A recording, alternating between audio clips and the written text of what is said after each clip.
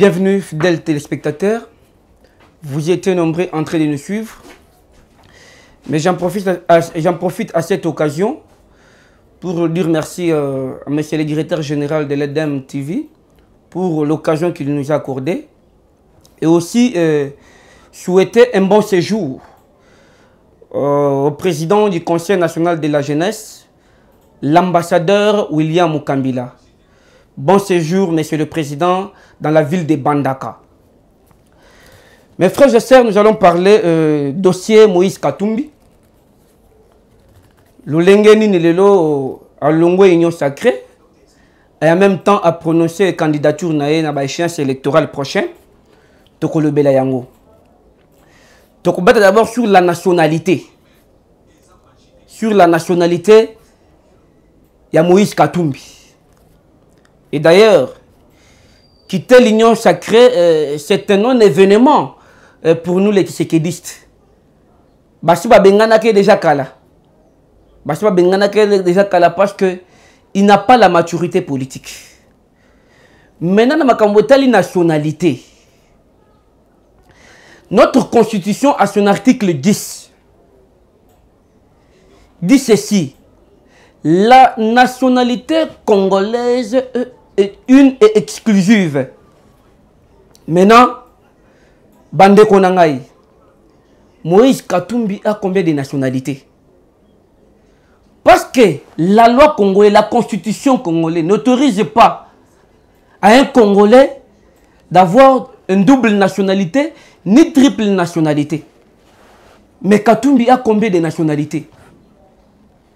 Il est congolais, il est zambien, il est italien. Il détient 3 passeports. Il détient 3 passeports. Et ici, quand on parle de la nationalité, nous avons 2 types de nationalités. Et si Katumbi s'est retrouvé congolais, on a mis Beko, c'est la constitution. Et si Katumbi s'est retrouvé congolais, nous avons la nationalité d'origine, nous avons la nationalité par acquisition. Qu'est-ce qu'on entend par la nationalité d'origine? C'est toute personne qui a un groupe ethnique dont les personnes et les territoires composent la République démocratique du Congo. Est-ce qu'on parle donc de la nationalité d'origine? Maintenant, la nationalité par acquisition. Tes parents sont étrangers, mais le fait de naître en République démocratique du Congo, tu deviens congolais par acquisition. Mais c'est un temps. Et c'est un temps. Il faut atteindre au moins 18 ans pour au salaire par lettre, au commun. Comme ça, on a la nationalité par acquisition. Mais je suis étonné. Makele les belé à Katumbi, je vais déposer ma candidature. Nous, on n'a pas peur de Katumbi. Si Félix Tshisekedi avait peur de Katumbi, Mbela pesa Katumbi passeport te poison à Namboka Oyo. Je pense que c'est une histoire. Kabila Bengana Katumbi, après avoir couru l'ambon, baoué laki. A Bengana Namboka Katumbi s'est retrouvé Libanda Mboka. Mais pour que Katumbi a comme lelo na katia Congo lelo, c'est Félix Tshisekedi. Et vous croyez que non, si Félix Tshisekedi avait peur de Katumbi, il allait donner l'ordre que Katumbi récupère son passeport pour aller au Congo? Non, arrêtons. Ah ouais, toujours le bel makambo mboka parce que tokutana makambo belo tokutana nango lelo na bato e baza ba infiltrer ou ba déstabiliser République démocratique du Congo. Et maintenant, na makambo telle nationalité par acquisition au Katumbi ya nango et pesi Katumbi mpifolelo que non azala congolais. Il faut oser là 18 ans et tu vas les faire par écrit. Et avoir aussi une résidence précise en République démocratique du Congo. Moutokomi congolais na mukolo na 18 ans déjà majeur. Mais lelo a joué que non a comme président de la République démocratique du Congo. Par quelle magie? C'est-à-dire que biso nyonso toza mayele te, biso ba congolais de père et de mère toza mayele te pour que non toko déposer candidature na biso pour tokoma tokamba pe mboka oyo. Non. L'heure a révolu. L'heure a révolu. Peuple congolais, réveillez-vous. Vous êtes au courant? Tout l'équipe tant 18 années à cause de biloko la donc batumoko ba diriger biso ba identité douteuse. To éviter bisika ba oti. Et botala ndenge basala kimboka. Botala ba humilier le peuple congolais. Et biso ba zo ba to ko joindre le surtout pesa et monsieur surtout pesa mandat na mutumoko boye wazali congolais de père ni de mère te. Bon pesa donc responsabilité. Et c'est ngani boye baboyi. Voyez bien, tant que ba congolais d'origine, azana makila ba congolais. Et à chaque fois, lorsque vous êtes dirigé par un Congolais de père et de mère, vous avez makila ba Congolais. Ce qui m'a béé, alinga sala mabe, makile koningana, makile koningana, kota la non, nako sala mabete. Par rapport à un Congolais par acquisition, il a des parents étrangers. À quoi ça la soit quoi ça la wana, ya zakunate. Juste, il faut jouer kambongo. Maintenant. D'ailleurs, à ce qui concerne maintenant la candidature de Katumbi, à son article 70 de la Constitution, ne peut être candidat président de la République congolais d'origine. Mais quand on parle d'un Congolais d'origine, ici on ne parle pas d'un Congolais d'acquisition. Ne peut être candidat président de la République congolais d'origine. C'est la Constitution à son article 70. Mais ici, un Congolais par réquisition, a Linga, a violé Mibeko, et a mboka pour que non, n'a déposé candidature nangai. Yango n'a tout nabato baza pembe ya Moïse Katumbi. Botanga gâté. Bino ka kele ko je préoccupé beneza kambongo boki a pesi bino moi nani a sombelo iPhone, a sombelo nani a pesi $1000 c'est fini. Mais il faut pas laisser Mibeko en mboka tele binini. C'est-à-dire que non, candidature ya Katumbi et qu'on allait rejeter. Parce que j'ai mis Beko et j'ai Félix Tshisekedi, mais j'ai mis Beko Mboka ne peut être candidat président de la République congolaise d'origine. Match O. Et j'ai ma cambolici sur la c'est la Constitution. Et n'a évité Katumbi a déposé candidature. Non, c'est la Constitution qui tranche maintenant. Ah, la candidature c'est mis à réceptionner et j'ai ma candidature à congolais d'origine. Oui, azana tribu naye, oyo papa naye, maman naye, azali congolais de père et de mère. Et pourtant les kamususu. Les gens blaguent. Toujours qu'il y a na banque centrale du Congo. Mais il y a une loi. Ne peut être gouverneur de la banque que congolais de père et de mère. On a déjà la banque centrale du Congo. Maintenant Mboka Mobimba, la présidence de la République. Bojo yango bopesa na mutu moko boye oyo azali tata na ye azala Congo te mama na ye azala Congo te boye bini to komona kama kama mususu o même Kabila sala ke zamuke to komona ebele. Maintenant mes frères et sœurs, même tangu Katumbi azolinga ke non aya ko kamba biso ba congolais. D'abord la gestion de Katumbi quand il était gouverneur dans les grands Katanga. La gestion des Katumbi, mais c'est un monsieur qui s'est enrichi sur les dos de l'État. Basali Baba vie rebelle, il s'est enrichi sur le dos de l'État. Et je vais démontrer comment Katumbi s'est enrichi. Et comment Katumbi c'est un mafieux. Il est expert dans la mafia. Boyebi gouvernement central et Sombaka ba engin pour na ko réhabiliter banzela na Katanga. Katumbi a joué engin wana a tiango na société privée na ye a commis ko louer yango et pas ba société minière. Mbongo je kota na compte na ye. Allez-vous comprendre? Et là comme sur l'état ba congolais bimi. Mais Katumbi a sali ba engin wana commis société privée na ye et ko biloko on est commis ya ye. Abandi koluese yango mbongo yokota na compte na ye. Et pendant donc le règne de Katumbi, banzela nyos Katumbi a salisa na Katanga et sala tasi moite. Pourquoi? A créé une entreprise parallèle. OVD azala qui na place te, Foner azala qui na place te, office de route azala qui na place té a créé ba entreprise parallèle a pesi yango marché babomi OVD babomi fonneur babomi office de route et batona bokende kotala mission le ezela kobima na kacha gouvernement pour na banzela na Grand Katanga et mission le fona joke na libenga monsieur Katumbi il a manipulé même les prêtres de l'église catholique parce qu'il est fort dans la corruption. Koboto la biloko ya batu. Aboto le ko l'état pour se couvrir à l'ouki prêtre moko la catholique l'église catholique pour le bakeno et ça l'église catholique.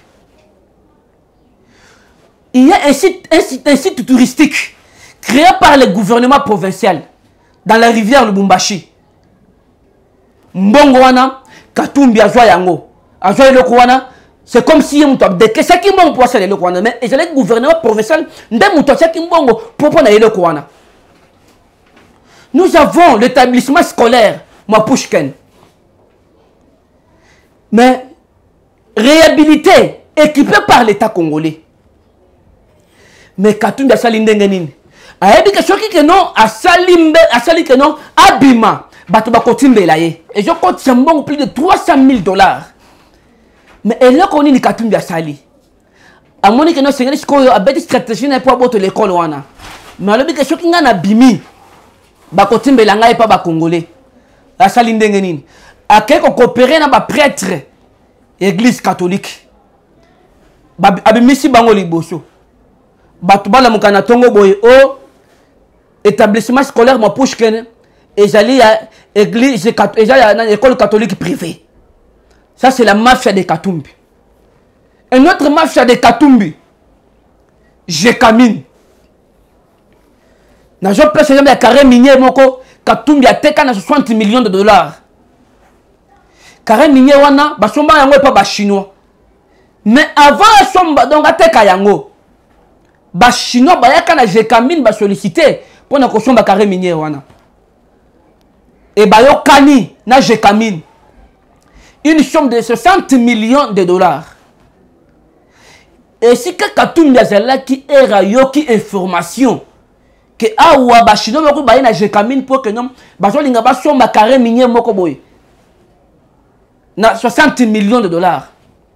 Mbala moko apesi ordre na directeur général ya Jekamine à l'époque que non bote que la bangote ngana kosomba yango Katumbi aye apesi mbongo azwi mbongo na kesi ya l'état gouvernement provincial apesi Jekamine $3 millions. Maintenant après une semaine ake ateki carré minier wana na $60 millions. Et voilà comment Katumbi organisait la mafia. Et ça je parle de la province du Grand Katanga à l'époque. Je parle du Grand Katanga. Mais non. Mes frères et sœurs. Tous les commerçants, les grands commerçants du Grand Katanga, pourquoi ils ne supportent pas Katumbi? C'est à cause de la mafia. Comme je na bolingo na ba Congolais, à déstabiliser les grands commerçants na Katanga, à déstabiliser sur le plan financier, à déstabiliser bango. Le lengendeni. Au comment il y a un commerçant reconnu dans les Katanga, par exemple, c'est Moule. Mais, Azana Mbongo nae. Et Katumbi a côté là que non.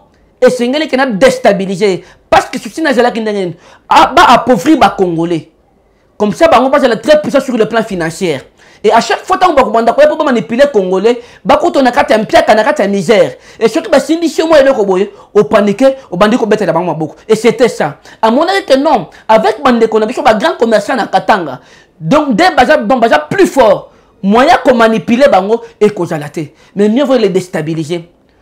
Au comme on a un déco, à Sombi, c'est mou, on a 20 000 francs congolais, mais quand tout le monde on a gouvernement provincial, il y a 5 000 francs congolais. Et non pour aider les Katangais, mais c'est pour déstabiliser nos frères commerçants, des grands commerçants. Oh, Basala qui n'a qu'à t'en na Moussole Belé. Et Belé, Bakima, à l'époque, quand tout le monde exil, Bakena, Afrique du Sud.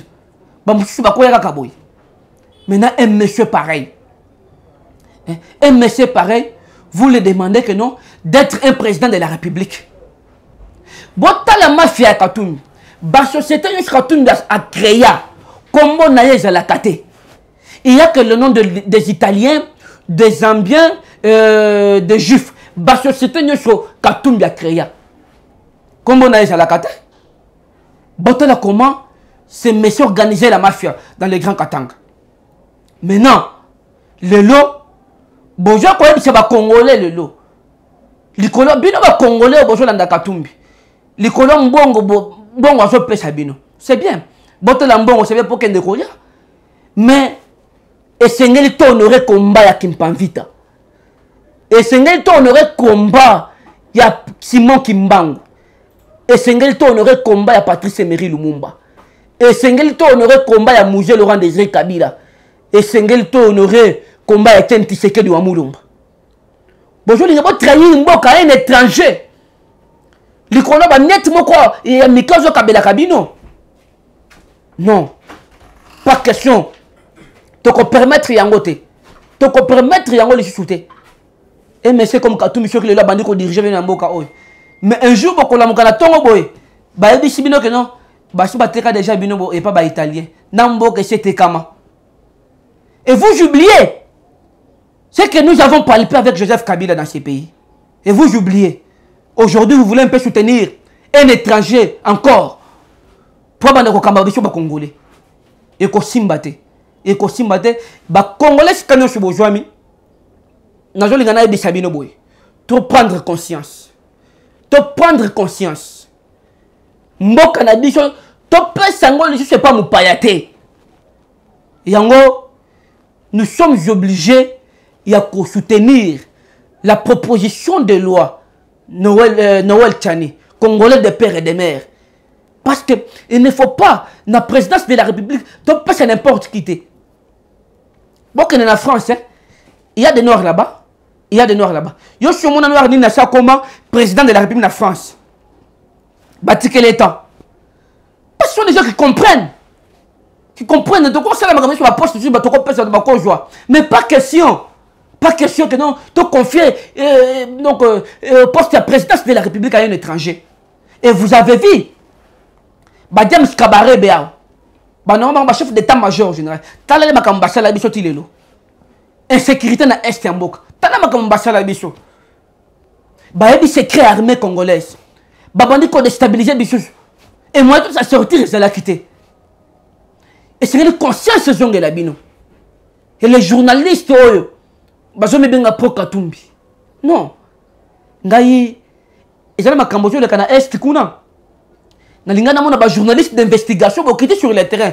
Bon meli biso information. Le colonel de kona biso on a ni aller foka salaka. Mais bino bozania ka kolanda Katumbi. Ko monter bino ko lukuta, ko bete de Katumbi maboko. Est-ce Katumbi yakana mbongo? Hein? Pona ni boy. Hein? Biso to ko permettre makamba beauté. Le Congo a fait tout de Katumbi. Le Congo a fait tout de Katumbi. Pourquoi toujours la présidence de la République? Hein? Le Congo a donné tout à Katumbi. Tu vas les lier à Boti, tu peux saigner sur ton copé ça. J'allais célibataire, à moi si, na Congo. Tu peux saigner sur ton copé ça. Mais je crois le lot, pourquoi présidence de la République? Toshito Ebi. Mission moi qu'on allait déjà qu'on s'est préparé. Il y a des impérialistes. Oh balingi toujours parce qu'aujourd'hui, la tête de Félix Antoine, c'est que tu le déranges les impérialistes. Dérange. Parce que c'est un Congolais de père et de mère. À quoi trahir Congo? À quoi trahir Mboka na été? Et j'en profite à cette occasion pour nous couper ça. Merci. Merci. Son Excellence, Monsieur le Président de la République, Félix Antoine Tshisekedi Tshilombo. Nous sommes fiers aujourd'hui de faire un bon choix. Nous sommes fiers aujourd'hui d'avoir un président comme Fachi. Nous sommes fiers. Et vous avez vu aujourd'hui. Malgré le combat sur le plan international, mais tu as impérialiste KO. Nous tu poussé Bango, on l'a poussé. Il y a Kolongo l'embargo. Oh bah tchaki na stratégie moko bo epona ba banda copier ressources naturelles ya ba congolais. Mais à cause de la diplomatie agissante, ce que j'aime chez Félix Tshisekedi, c'est quoi? C'est la maîtrise des choix. C'est la maîtrise. Il ne prend pas de décisions émotionnelles. Et vous avez vu les lots. Il y a des résultats. Mais à la place les lots, tout le monde la jubilé, tout ce là, tout tambola pour la victoire. Oh, tata mokonza sali. Et quoi il s'aba mindele? Le lieu à côté du cabanon, longo l'embargo, bah tu es là qui dit ça. Tout le monde la jubilé, tout ce là. N'a pas la tout dit plein. N'a pas cri de joie. Pour nous conter c'est impérialiste que non, la victoire est à nous.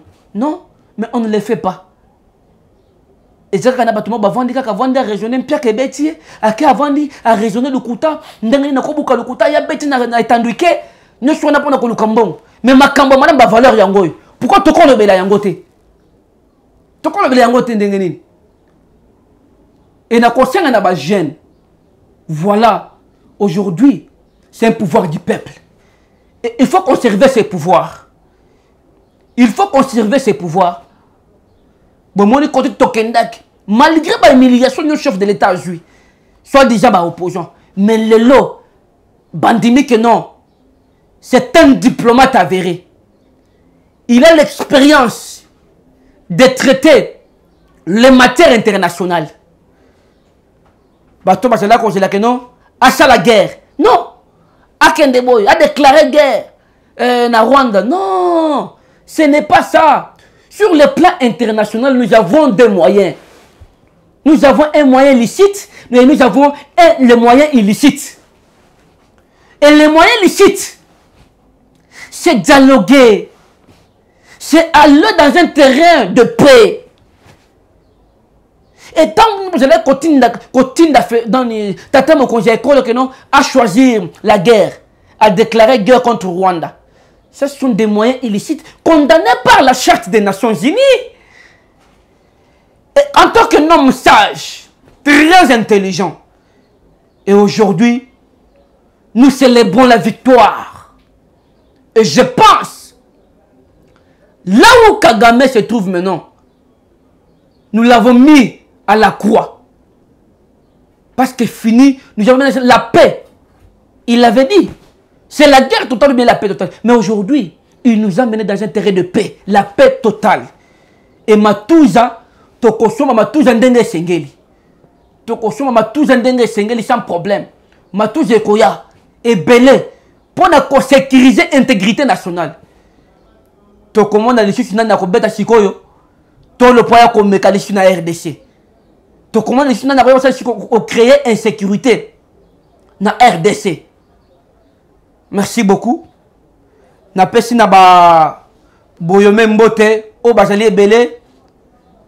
Ba boyome mbote o bazali belé vraiment o bazali réservé à quel chaleur na tata mokonzi école. Et c'est ngeli boyo bakeno. Vous avez choisi le chemin de la vérité. Moutoko sabinote. Bon soutenir tata mokonzi mboka à 100%. Qu'on ne vous trompe pas. Aujourd'hui, c'est une fierté pour la République démocratique du Congo. C'est une fierté pour la République démocratique du Congo. Et bato ba mesana kolinga comme ça. C'est parce que opposition est comme un cop na RDC. Et ça là qui ndenge obimi ou attaquer pouvoir en place ba bengi sur ba choma kanyaka après kangi munoko. Et c'est ça la stratégie. C'est-à-dire nous ne sommes pas dans un combat de valeurs. Il y a côté de la réalisation. Et comme c'est le tribalisme et comme c'est mon thème mabé. Parce que, yango, boyebi, pas si y a des Congolais, et c'est la kabomeno pour na batu mususu. Pas si gratuité de l'enseignement, bon, mon agitation. Batu babandi ko combattre gratuité de l'enseignement. Et c'est la kabicho ba Congolais, ba prêtre église catholique. N'a certaines personnes derrière, gratuité de l'enseignement. Le lot banzela je tongama le lot. Le lot nous avons aujourd'hui les chefs. L'inspecteur général des finances.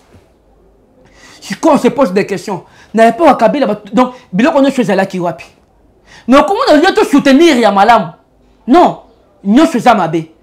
C'est parce que vous les opposants, le discours qu'on a la tête. discours aux alatés. Parce qu'il va tomber sur le plan médiatique. Félix Tshisekedi a un bilan à présenter à la population. Un bilan à présenter à la population. Dans peu de temps, dans 4 ans, il a redoré l'image de la République démocratique du Congo. Dans 4 ans, il a changé l'avenir des Congolais. Et nous sommes il y a Congo, balingakate. Soit disant opposant. Moni que non, et ça échec pour la bicho. Parce que ce qui est na terrain, discours ni to kolobele sur ba Congolais. Discours ni to kolobele sur ba Congolais. Donc ça discours kolobele sur ba Congolais. Parce que Félix est en train de réaliser beaucoup de choses. Lilo, et vous avez vu mes frères et sœurs, que non, ce n'est pas que toujours qu'on va colobater. Mais bon, je crois que na lemba imbukuna des années, maïzalakate. Moutou Sengela joue à 5000 francs, à Kende Kolukamai, distance à 1 heure du temps. Mais il a fallu que non, Félix Tshisekedi arrive à la magistrature suprême pour que nous puissions faire des maï. Le bazo mais la maï. Le bazo malam, bazana maï. Combien de ménages ont été soulagés? Combien de ménages ont été soulagés pour la gratuité de l'enseignement? Moi-même qui vous parle, je suis bénéficiaire. J'ai des frères et des sœurs qui étudient gratuitement. Si ce n'est qu'un peu, n'a pas ça on a ton la campagne kamikate. Mais na tikala wala suite ba bengani biso pona minerval. Siko muto boy. Bande ko na ngai. Lipambo ne jala ko la sanya mbele. Soko simbiango malamu te, otika ngo epanzani e ko epanzani. Félix Tshisekedi jala ko la sanya mbele. To batele malamu. C'est une bénédiction de la part de l'Éternel. Bolanda bato ba okena ba tandukete. Alati moi veste na ayeko lokela bana na eli pakolia. Ayeko lokela bana na miliki. Mais abandi ko de n'importe quoi. Quand quel moment. Hein? Mais vous êtes au courant des efforts fournis par cet homme. Vous êtes au courant. Bonjour, on a déjà réalisé sur tout le plan. Tout le plan. Et pour la consulter, na linga qui na mettre en garde. Bato nyonso bazwa na trafic d'influence. O baza pembene ya mokonzi mboka. Po ba escroquer bato. Et ya liboso Peter Kazadi. Je te mets en garde. Et tumba biso to bonne jaki tumba ko conserver ba antivaleur te. Ozana ba mafia ebele ozosala. Et je te mets en garde. Biso to ko soutenir mouton zala ozan pendant que parce que tant on va ba bêtise wana. Bozo sala ba bêtise wana ba Augustin Kabouya. Et j'ai image ya mokonzi mboka ndenge jobeba. Hein? Bino bozo mbongo, souci na bino bozo mbongo. Mabumwa ya minene. Bon on appelle la ba veste cher. Bozo mami tout cher. Mais yaba que non. Félix Tshisekedi a les soucis des Congolais. Mais ce que bozo lingo ba ko déranger image na ye. Na ba mafia obo ko beta. Peter Kazadi na Augustin Kabouya. Et toujours mettre bino en garde. Si vous continuez, vous allez nous raconter, nous les combattants. Tu retires les bino tentés. Parce que, biso, to zalakate que non, au salimabe, to beta maboko. Même bato bako bato sawebi kawana. C'est par rapport à quoi? Parce que mabe, il faut biso ba combattre ba fongola misu pour que non, ba Peter Kazadi na ba Augustin Kabouya, ba tika ba des ordres bazo salawana. Si vous avez combattre les ballons, vous avez un slogan, il y a tout ça au bic. Et beaucoup de monde qui non, bah qu'on dérange l'image, il y a tata mo konjamboka. Tout le monde a pas na bon côté. Et le lobo juge à tribunal de commerce à Lubumbashi. Il a dit la vérité. Hein? Il a dit la vérité. Il y a des missions, c'est la vérité. Hein? Il y a qu'on menacer, qu'on intimider. Pendant que nous sommes des... Il faut prêcher par le modèle. En tant que non, nous sommes vraiment les garants. Nous sommes les gardiens du temple, il y a pouvoir. Tu as prêché par un modèle. Maintenant, vous avez influencer la justice. Faites n'importe quoi quand quel moment. Et bon, les gens qui mettent la maboc, tu mets la bino box, tu mets la bino box côté, ou on écoute comme ba ennemi na bino, beaucoup pour ça ne te repose supplément na bino, auto sa wabik. To koto sa te. tokotosa te otosa obika biso toboyi biloko na tosa obika wana bosali mabe tolobeli bino